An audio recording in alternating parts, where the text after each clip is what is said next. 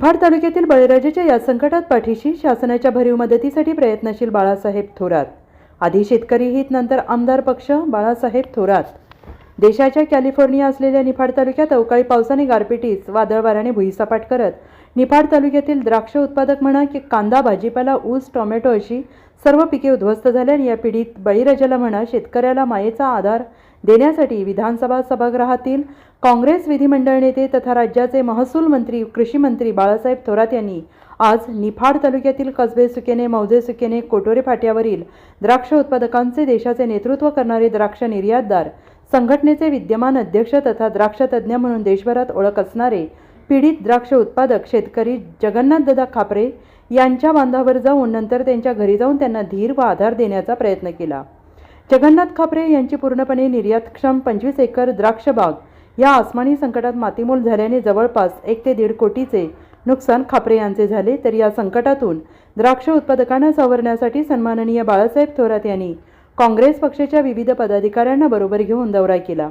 यात महाराष्ट्र काँग्रेस सेवा दलाचे प्रदेश सचिव प्रकाशराव अडसरे, काँग्रेस पक्षाचे प्रदेश उपाध्यक्ष राजाराम पानगव्हाणे, मविप्र विद्यमान सरचिटणीस ॲडव्होकेट नितीन ठाकरे, काँग्रेस कमिटी प्रदेश सरचिटणीस रमेश कहाडोळ, ज्ञानेश्वर गायकवाड, नाशिक काँग्रेस जिल्हाध्यक्ष डॉक्टर तुषार शेवाळे, नाशिक काँग्रेस शहराध्यक्ष शरदराव आहेर, कोपरगाव येथील संजीवनी शिक्षण संस्थेचे विद्यमान अध्यक्ष नितीन कोल्हे, नाशिक जिल्हा परिषदेचे माजी उपाध्यक्ष दिगंबर गीते, माजी जिल्हा परिषद सदस्य राजेंद्र मोगल, निफाड काँग्रेस कमिटी तालुका अध्यक्ष मधुकर शेलार, माजी जिल्हा परिषद सदस्य निर्मलाताई खरडे, शामराव शिंदे, माधवराव निश्चित, नरेंद्र गीते आदीसह निफाड तालुक्यातील शेतकरी वर्ग मोठ्या संख्येने उपस्थित होता।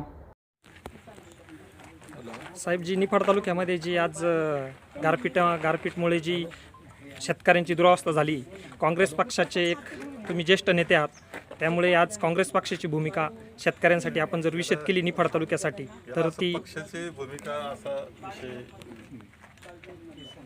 पक्षाच्या भूमिकेपेक्षा ही असं आहे की याकरता शेतकऱ्याला सगळ्यांनीच भूमिका घेतली पाहिजे, मदतीची, पाठीशी उभं राहण्याची, आणि सरकारनं तर ती घेतलीच पाहिजे। कारण मी पाहिलं आता शेतकऱ्याचा कांदा गेला, टोमॅटो गेले, इतर पिकं गेली, ऊससुद्धा झोपला आहे, काही ठिकाणी इतकं वादळ झालं का ऊससुद्धा पूर्ण झोपला। द्राक्षाचा शेतकरी हा जो असतो त्याचं खरं म्हणजे पीक उभं करणं हेच खूप कठीण असतं आणि खूप गुंतवणूक, त्यामध्ये आर्थिक गुंतवणूक असती, मेहनत असती, त्यानंतर तो द्राक्षाचा बाग उभा राहत असतो। असं झालं असताना अत्यंत फळ असं आहे की जे आता या महिन्यामध्ये, पुढच्या महिन्यामध्ये ते मार्केटमध्ये जाईल, क्वालिटी, एक्सपोर्ट क्वालिटी, म्हणजे परदेशात पाठवण्याच्या क्वालिटीचे फळ आहेत। असं असताना पूर्णपणे 100% नुकसान हे या गारपिटीमुळं या द्राक्ष बागेदाराचं झालेलं आहे। खरं म्हणजे खूप कठीण परिस्थितीतून कर्ज काढून हे सगळं करावं लागतं आणि आज तो एकतर कर्जबाजारी झाला आहे, मानसिक स्थितीसुद्धा अत्यंत हवालदिल त्यांची आहे। अशा वेळेस या सगळ्या शेतकऱ्यांचा, मग कोणतं पीक असो, त्या शेतकऱ्यांच्या पाठीशी उभं राहण्याची जबाबदारी ही सरकारची आहेच आहे, आणि तो निर्णय त्यांनी लवकर घेतला पाहिजे। आपण पक्षाच्या किंवा सरकार पक्षाचा नाही सर, काय कारण की आज जे सरकार आहे केंद्रात आणि राज्यात, याच्यामध्ये आमचा जो निफाड तालुका आहे हा देशाचा कॅलिफोर्निया समजला जातो, पण इथे कुठली इंडस्ट्री नाही आणि इंडस्ट्री असल्यामुळे संपूर्ण जो घटक वर्ग आहे, नागरिक आहे, हे सगळे शेती व्यवसायावर अवलंबून आहे। जर शेतीचं जर संपूर्ण कर्जमाफ जर झालं आणि बाकीच्या जर काही गोष्टी शासनाच्या वतीने जर देण्यात आल्या तरच हा शेतकरी, मग तो छोटा शेतकरी असो किंवा मोठा। हे खरं आहे की निफाड आणि नाशिक जिल्हा हा महाराष्ट्रात नाही, देशामधला खूप कष्टाळानं वेगळी शेती करणारा, मेहनत करणारा, नवीन नवीन कल्पना राबवणारा, त्या अंमलात आणणारा अशा प्रकारचा इथला शेतकरी आहे आणि त्याचा अभिमानच सगळ्यांना वाटला पाहिजे। परंतु तो अडचणीत येतो आणि कर्जबाजारी होतो, त्यावेळेस सरकारनं पाठीशी उभं राहिलंच पाहिजे, याही मताचा मी आहे। ज्याचं नुकसान झालं त्याला मदत झाली पाहिजे आणि अशी मदत झाली पाहिजे की तो उभा राहिला पाहिजे पुन्हा, आणि याच्याकरता त्याचं जे कर्ज आहे ते माफ व्हावं ही अपेक्षा आमच्या सर्व शेतकरी बांधवांनी व्यक्त केलेली आहे। आणि याशिवाय त्यांचा एक नवीन विचार त्यांनी दिला आहे की हे 2-3 वर्षांनी अशी गारपीट होते आणि संपूर्ण द्राक्ष बागांचं नुकसान होतं आणि पुन्हा 2-3 वर्ष ते उजरत नाही, म्हणजे परिस्थिती पुन्हा चांगली होत नाही, कारण ती बाग 2 वर्ष काम करत नाही अशी अवस्था असते, कारण त्या काडीला सुद्धा मार बसलेला असतो। त्यांना एक शेड, त्याच्यावरची शेडची एक कल्पना आहे जी पुढं आलेली आहे, तिच्याकरता एक चांगलं अनुदान जर देऊन त्यांना आपण मदत केली तर या शेतकऱ्यांची परिस्थिती पुढच्या काळातल्या संकटाकरता मदत होणार आहे. म्हणजे संकट आल्यावर मदत करण्याऐवजी ते संकट येऊ नये आणि आलं तरी त्याच्यापासून बचाव व्हावा याकरता काम करणं आवश्यक आहे. आणि त्या दृष्टीने मांडणी आम्ही आता विधानसभा आहे, विधानसभेच्या अगोदरही जिथं शक्य होईल तिथे माननीय मुख्यमंत्री आणि संबंधितांच्या कानावर ह्या सगळ्या गोष्टी आम्ही घालणार आहोत. आणि अधिवेशनामध्ये लक्षवेधी आम्ही आताच ड्राफ्ट झाले, त्याचं लिखाण झालेलं आहे. त्याशिवाय आम्ही विशेष चर्चासुद्धा या विषयावर घडवून आणणार आहोत. आपण राज्यातले एक ज्येष्ठ नेते आहात, महसूल मंत्री, सहकार, कृषी म्हणजे चांदा ते बांधा जो म्हटला जातो त्यामध्ये आपला कुणी हात धरू शकणार नाही महाराष्ट्रात, असं आपलं व्यक्तिमत्व आहात. त्याच्यामुळे आपल्याकडून निफाड तालुक्यातील शेतकऱ्यांच्या नागरिकांच्या मोठ्या अपेक्षा असणार आहे. तर विधानसभेमध्ये आपण याबाबत काय करू म्हणजे काय करणार? निफाडचं मी पाहिलं, पण त्याचबरोबर अहमदनगर जिल्ह्यात सुद्धा ही परिस्थिती आहे, नाशिक जिल्ह्यातल्या अनेक तालुक्यांमध्ये परिस्थिती आहे, बुलढाणा जिल्ह्यामध्ये आहे, मराठवाड्याचा काही भाग सुद्धा अशाच पद्धतीनं गारपिटीत झोडपून निघालेला आहे. त्यामुळं सगळा महाराष्ट्रातला शेतकरी अनेक कारणांना अडचणीत असताना हे नवं संकट आहे. मागे जे नुकसान झालं त्याचीच मदत अद्याप मिळाली नाही ही अवस्था आहे आणि पुन्हा नवी परिस्थिती निर्माण झाली आहे. तर हे सगळं काही मांडणी करणं, आग्रह धरणं, ह्या सगळ्या गोष्टी आम्ही करू. एक शेवटी पक्ष किंवा आम्ही कोणत्या पक्ष याचे कार्यकर्ते किंवा आमदार याच्यापेक्षा एक शेतकरी कार्यकर्ता आम्ही आहोत ना, आमची जबाबदारी ती आम्ही पार पाडू. दादा, रविवारी जो 4 वाजता दुपारी गारपीट व अवकाळी पाऊस झाला त्यामुळे कधी न भरून येणारं जे शेतकऱ्यांचं नुकसान झालं आहे, आपण द्राक्ष शेतीमधले भीष्मपितामह म्हणून ओळखले जातात, कारण की आपल्याला परंपरा आहे. आणि आज आपण निफाड तालुक्यातील शेतकऱ्यांना ह्या नुकसानीच्या बाबत काय संदेश देऊ इच्छिता? हे जी अवकाळी गारपीट झालेली आहे त्यात सगळ्याच स्तरातल्या शेतकऱ्यांचं, कांदा असेल किंवा आणखी अन्य काही पिकं असेल, द्राक्ष असेल, खूप मोठ्या प्रमाणात नुकसान झालेलं आहे. ते कधी न भरून येणार आहे. सरकार मदत देतं, पण माझी अशी अपेक्षा आहे की त्यांनी त्या पिकासाठी घेतलेलं क्रॉप लोन आहे ना, हे त्यांनी माफ केलं पाहिजे. पिकासाठी घेतलेलं क्रॉप लोन ते तरी किमान माफ झालं पाहिजे लवकरात. गव्हर्मेंट जी मदत देतं ती मदत यायला तो पण शेतकरी विसरून नाही गेलेला असून याचं घेतलेलं कर्जावरचं व्याज द्यायला काही ताबडतोब त्याला मदत झाली पाहिजे. आणि एकरी किमान 50,000 रुपयापर्यंत तरी त्याला मदत दिली पाहिजे असं मला वाटतं.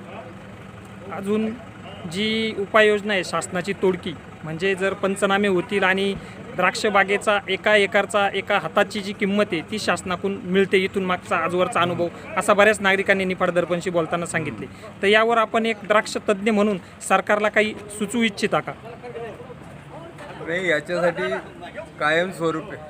कायमस्वरूपी याच्यावरती सोल्युशन निघालं पाहिजे.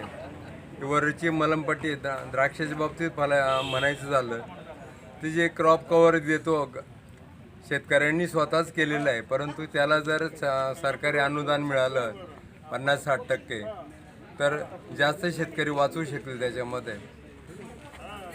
हे एक कायमचं सोल्युशन आहे असं मला वाटतं. आणि आत्ता लगेच शासनाकडून काही तात्काळ मदत काही मिळू शकते का, यावर आपण काही सुचवाल का?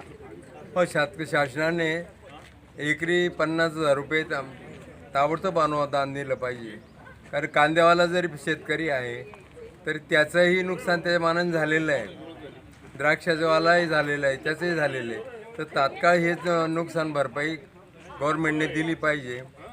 त्याचे जे घेतलेलं कर्ज आहे या पिकासाठी त्याचं व्याज तर वाढणार. सरकार एक वर्षाने पैशाला एक वर्ष जातं, तर जे काय द्यायचं ते 1 महिन्याच्या आत जर दिलं तरी लोकांना फायदा होणार आहे. तुमचं व्यक्तिगत किती नुकसान झालेलं आहे द्राक्ष बागेचं? माझे 25 एकरामध्ये इथं नुकसान झालेलं आहे. सर्व बागायचं? सर्व बाग, द्राक्ष बाग, बाकीची जी पिकं आहेत डाळिंब वगैरे, पण त्याच्यावर माल नव्हता डाळिंबावरती, पण त्याच्यामध्ये नुकसान झालंय. पानं झाले, म्हणजे फांद्या मोडल्या, सगळं झालंय. आजच्या सरासरी हिशोबाने तुम्ही द्राक्ष निर्यातीचं काम करतात अनेक वर्षापासून, ह्या 25 एकरचं जे नुकसान झालंय सरासरी हे किती त्याचा आकडा किती जाऊ शकतो? अगदी 50% जरी म्हटलं तरी 125 टन तो माल होतो एकरी. एकरी नाही, एकरी नाही, एकरी निदान तुम्ही 5 टन जरी माल दिला, एकरी 5 टन म्हणजे 50% जरी माल गेला एक्सपोर्टला, तर त्या एक्सपोर्टचं 50 रुपये मिनिमम 50 रुपयांनी जर धरलं तरी 2.5 लाख रुपयाचं त्याचं नुकसान होणार आहे, 2.5-3 लाखाचं एकरी. मग त्याच्यावर पुढचे कॅल्क्युलेशन करावेत. म्हणजे जवळपास आपलं 50 ते 75 लाख रुपयाचं नुकसान झालेलं आहे आजच्या मितीला. म्हणजे शासनाने याबाबत तातडीची उपाययोजना करणे गरजेचं आहे असं आपण आपल्या माध्यमातून सांगाल. सरकारने जी काय मदत करायची ती लवकरात लवकर करावी, कारण मग हे व्याज जर याचं वाढत चाललेलं आहे तर ते निदान हप्ता तरी भरता येईल त्याला, काहीतरी त्याला सपोर्टिव्ह म्हणून काहीतरी दिलं पाहिजे.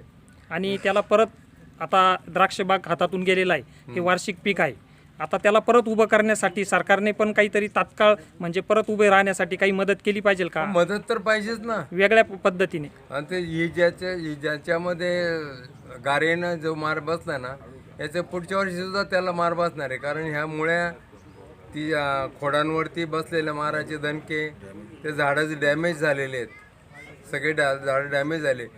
ज्या पुढच्या वर्षी माल कसा येतो हे देव जाणे, का बहुतेक अनुभव असा आहे की पुढच्या वर्षी याला माल कमीच येणार आहे. निफाड दर्पणसाठी संपादक संतोष गिरी.